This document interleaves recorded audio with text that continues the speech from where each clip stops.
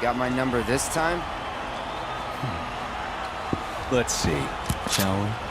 Welcome to MojoPlays, and today we're leveling up and just trying to survive the toughest boss encounters in Final Fantasy VII Rebirth. Viewer beware, spoilers ahead.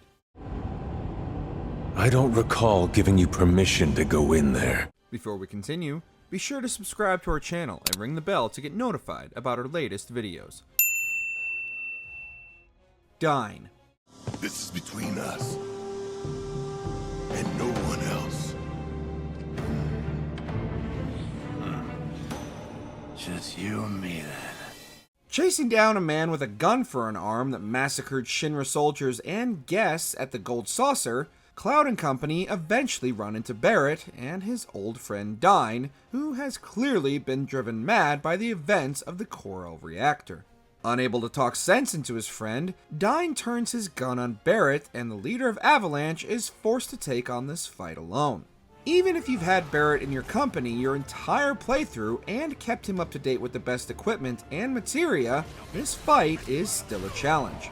Dine has a much more versatile set of armaments than Barret, and he's also quite a bit more mobile. Sticking to cover and choosing your shots is key, but even this tactic is short-lived as Dine destroys the battlefield and goes full metal alchemist, upgrading his gun arm mid-fight. You carry that guilt, that weight. Dine. Terror of the Deep. Come on! This encounter is difficult for several reasons.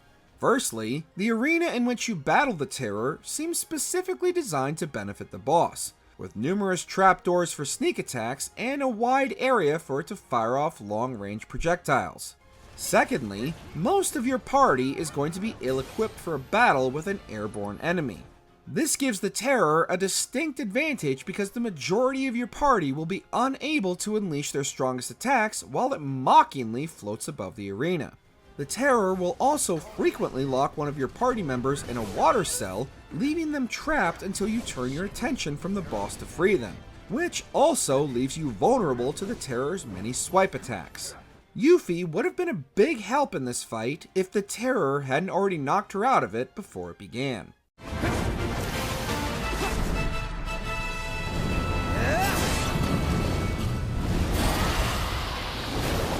Gan attack. No! What is it? Rebirth has a habit of splitting up your party, and oftentimes this can lead to a combination of party members you might not have been prepared for. During Red 13's trials, he and Barret encounter what remains of the Gi, and at the end of the gauntlet is the Gi attack. The Gi are a powerful race of warriors, and Natak is by far their fiercest combatant.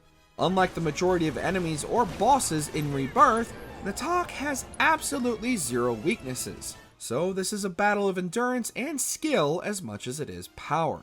He will also unleash minions to do his dirty work, preventing you from attacking him directly until they're dealt with. Finally, Natak will put a time limit on your encounter by casting Doom on Barret and Red 13, only adding to the anxiety of the entire fight.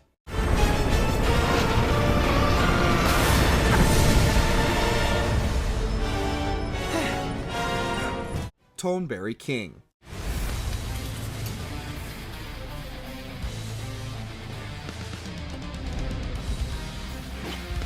Tonberries were already the bane of Final Fantasy players' existence, so naturally their king would be an even greater challenge.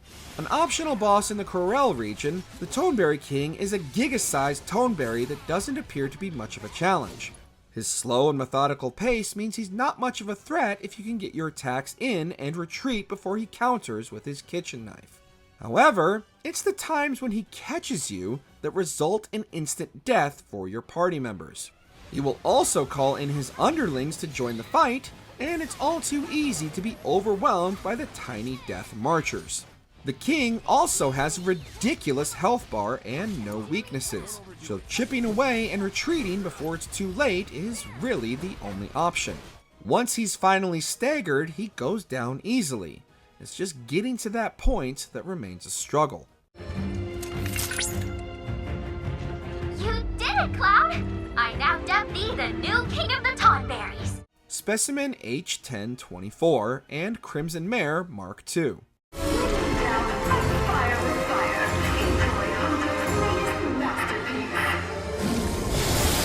We're combining two boss fights for this entry just because we can, and because they take place almost back to back anyways. Each phase is party locked, but thankfully gives you a moment in between to prepare your squad for the upcoming encounter.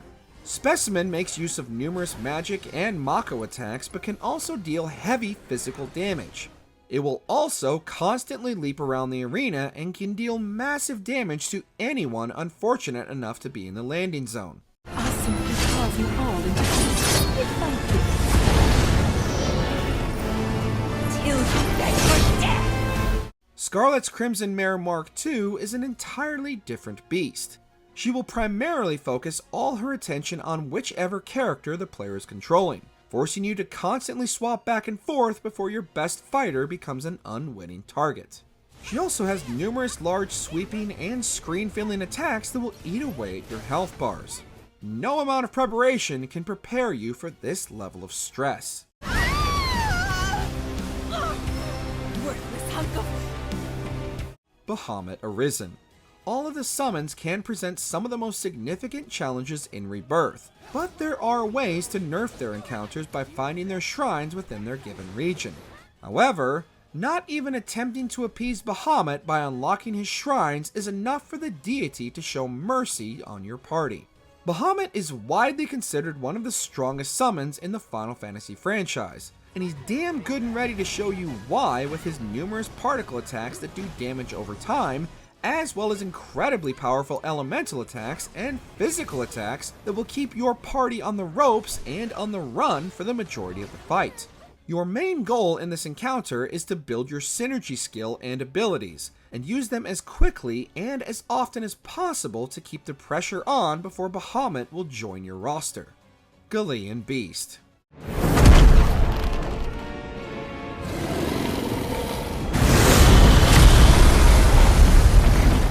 Vincent might be none too happy Cloud and company interrupted his slumber, but he still sees fit to let them explore the Shinra mansion until Cloud explores an area he wasn't cleared for. Vincent will then unleash his wild side as the Gan Beast, which is an updated representation of his limit break from the original Final Fantasy VII.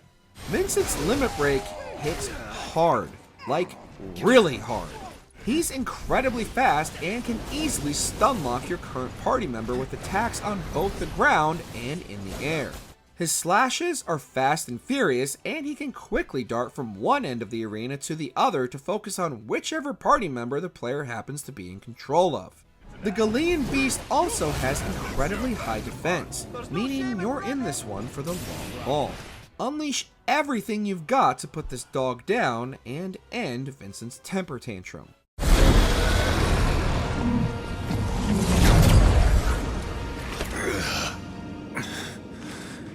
Rufus. But this boss is cutthroat!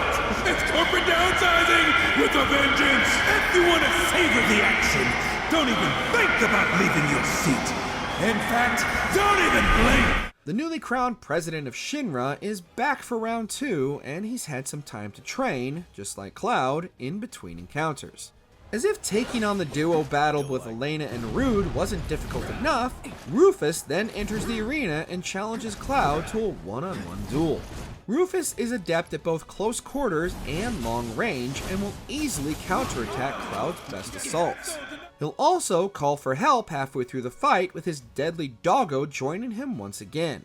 But if you focus on the pooch first, he won't add much more than a distraction from Rufus himself. Rufus's speed and agility is near 1-to-1 with Cloud's, and if players have been ignoring the block and parry mechanics, they're going to feel it here. However, sending the prince running with his tail between his legs a second time is immensely satisfying. Enough of this farce.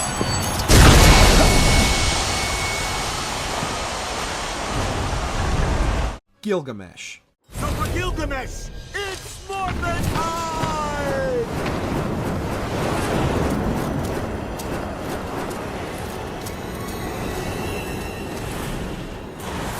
The sheer amount of legwork you must put in just to unlock this smackdown is unreal. After discovering every proto-relic in every region and casually crossing paths and swords with an unknown swordsman who appears like more of a joke character than anything, Gilgamesh shows his true colors and unleashes absolute hell on any player who comes looking for a fight.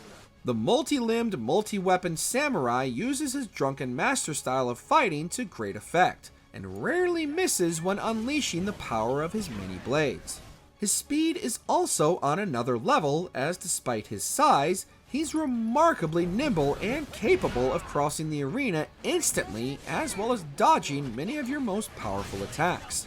His varied weapons and special attacks make mounting any kind of defensive strategy unviable, and his relentless onslaught and desire for Cloud's Buster Sword makes him an unexpectedly challenging and unforgettable encounter. Oh, valiant souls, I bid you good health, good fortune, and goodbye. Sephiroth Reborn.